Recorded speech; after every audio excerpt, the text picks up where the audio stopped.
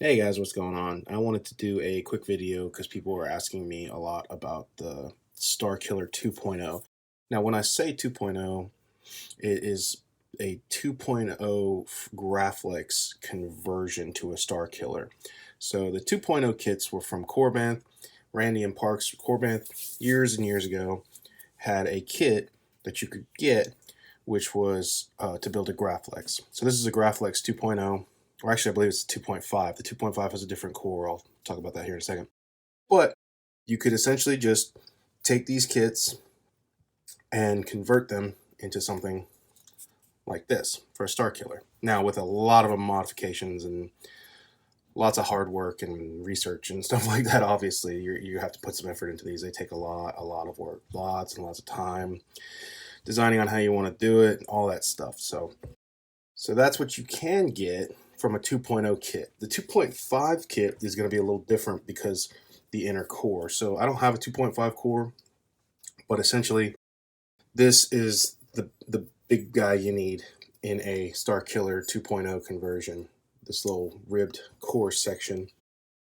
This one has been cut out for, I got it secondhand. This was cut out for a scrap flex that I'm going to do because you can do a lot of scrap flex with these. The 2.0 you could do a lot of different variations of hilts. I've done a derelict 2.0. I've done, scrap flexes were kind of one of the first few things that I played with making, so you can do a lot of different stuff with it. Same with the 2.5, but with this rib section, it gives you a little bit more options of things to do. So as you can see, this is one I just finished up, been working on for a while. This was my first attempt at a Starkiller about a couple years back, and my core I cut wrong and my shroud I cut wrong, because you're gonna have to take the leap and cut this bad guy. So that's what makes, like I said, it turns the boys into men. But no, you have to specifically cut it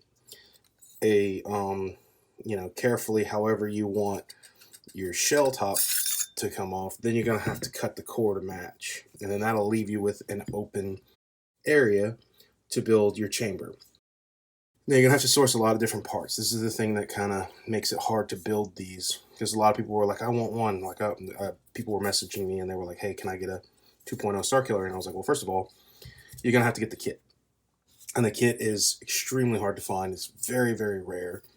And then once you get that, then you're still gonna have to get a few more parts. So with this one, this was the first one I ever built completely. Installed it. It's very old. It's got a prism in it, so no smooth swing. But Ray Fleet at Texas Custom Sabers, I don't think he does them anymore, but he sold conversion kits. So you got a pommel, these bars, and a box for, I think, was it like 150 or something like that. And then these rods I got from Cloud City Sabers. I don't know if Jeremy's still in business, but I had to get that too. So those were parts that I sourced out and got. Once I got that, I got my cuts down how I wanted it, did my chamber. And you can do your chamber however you want to. There's different ways, but people do a lot of different versions, and it's really cool. But I cut the Graphics clamp. I like to do that. I know a lot of people do that, but I just always like this. Christian Gale did one. It's how I saw it. And then of course, there's many people who do them fantastic. Darth Alice is incredible. He makes a lot of fully machines type stuff, but he did a lot of 2.0 conversions too, I believe. Heavily modified. But that's the whole fun of this project, is you heavily modify this. You really get your hands dirty. So, and let me turn this on. I will eliminate you. It will be over quickly. Oh.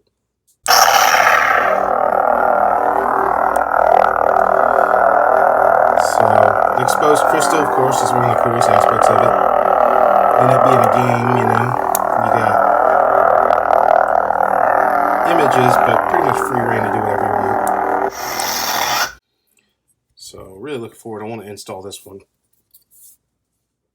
I had a lot of fun building this one, because there's different styles, obviously, different cuts, chamber rods. This one, back in the day, I wanted the 4 chamber rods, and I didn't want them to go all the way down because I like that waist section. then I was like, oh, I really want to do the bars that go all the way down because people do them like that too. And once I did it, I fell in love. I love it so much. It's pretty weird how that happens. Did a dedicated red crystal on this one because it's another thing I really wanted, for it to sit there and still be red. And then just weathering and finding out your control box situations and all that good stuff. But that's just a quick overview of the Starkiller 2.0. There's so many different variations you can do with it. There's different kits for Starkillers. You know, Seven Chambers has the SKIG, the in-game. It's a great kit, really nice saber, but it's already built for you, so you just get it, weather it, and install it. One more thing, also, before I forget, this guy right here. So the Custom Saber Shop has a adapter. So the threads on this guy are going to be specific to a Corbanth body. So the body on the Corbanth Graflex goes to about like right here, I believe. And then this pommel slides over. This is a custom machine pommel. You're going to have to get a machinist to do one for you. They don't really make them as an item, so you have to, again, like I said, source it. But essentially, the body goes from there all the way down to there. Now, these threads are only designed to fit that Corbanth body, because again, this is a kit for a Graflex. But the Custom Saber Shop made an adapter, a 2.0 adapter. So you can get this guy on, and be careful, these threads are notorious for cross-threading. Once that dude's on, then you can get any one of their MHS bodies or extensions and build your body that way. So that's a really good option. Also the cores. So these shells and these cores are actually kind of not as hard to find as these guys are. So you can get different replica shells, right? Graflex replica shells, but this guy doesn't line up. I'm sorry, this guy lines up specifically to these pinholes right there, right? So once you have this all lined up and screwed in, everything's flush. So if you get a replica, like a 3-cell, see how there's got these little wire channel grooves? If you get a replica, it has a J-lock system, right?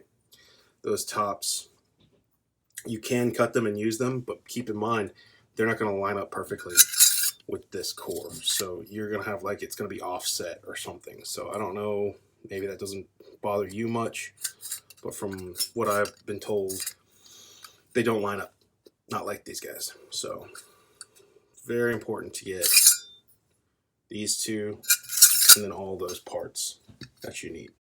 So, I mean, from there, you just build your chamber. You know, I like to use the thumb screws from the kits, the Graflex thumb screws, and just like hardware parts, mix match, cut up stuff, and I like to use butane torch ends and whatnot, and mesh. You just get crazy, and that's part of the fun of it. But I hope to install this one day soon. I don't know when, but I'm very much falling in love with this one. There's a Starkiller group on Facebook. You can go check that out. There's amazing builders, way better than I've ever done. I've only done these two, really. But go check it out. You know, see if they'll add you, and then ask questions, ask around if you want to build a 2.0 Starkiller conversion. It's very specific, but there are plenty of options. You just got to do some research. But I hope that helps out, and I hope to install this one very soon. So thanks again, guys, and we'll see you next time. Who's scruffy looking?